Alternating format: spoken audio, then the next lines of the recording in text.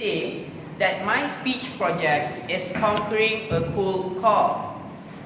A cold call. Therefore, Elsa from Frozen and a call meaning telephone. So, now all of you must be wondering, what is a cold call? Now, a cold call happens when you are trying to sell an expensive item. Expensive item, for example, like a telephone, or a smartphone, or a television, or a refrigerator. Things that are very expensive, that are very risky and very hard to handle. So, what I'm going to tell you, my speech will be divided into a few parts. First part, I'm going to tell you how to go through a cold call. Part 2 would be how to know if the cold call is going bad and you should stop doing it. And part You 3, should stop. and you should stop doing it. Finally, part 3 would be how to overcome from a cold call becoming bad. So, part 1, how to undergo the process. First of all, when you are engaging in a cold call, you should break the ice first. Meaning, when you go to see a client, ask them questions. Ask them about their life, how they are doing, or tell them the weather is great or something like that. Those questions, those things that you might see as petty, are actually the questions that will get you through a cold call. Those questions will help you sell your items that you're trying to sell. How is this so?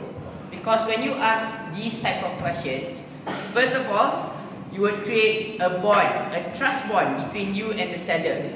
When I say a bond, mean to say that when you try to ask them about them, you are trying to say that you are concerned about them.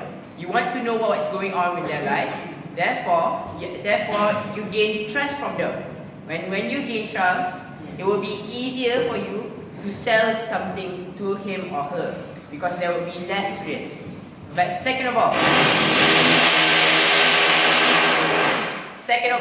would be to not push to make them ask the questions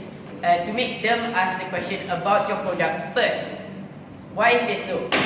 Because when you ask questions about when you tell them first, when not letting them ask questions about your product, you are being pushy. You are practically forcing them to buy your items, and that's not good. No one likes to be forced. I don't like to be forced. You guys don't like to be forced. Therefore, you should not force other people.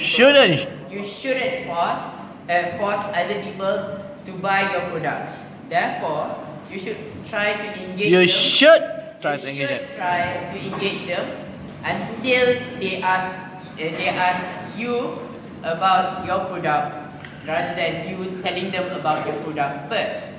So, that will be how the process goes. But how to know if you are being pushy?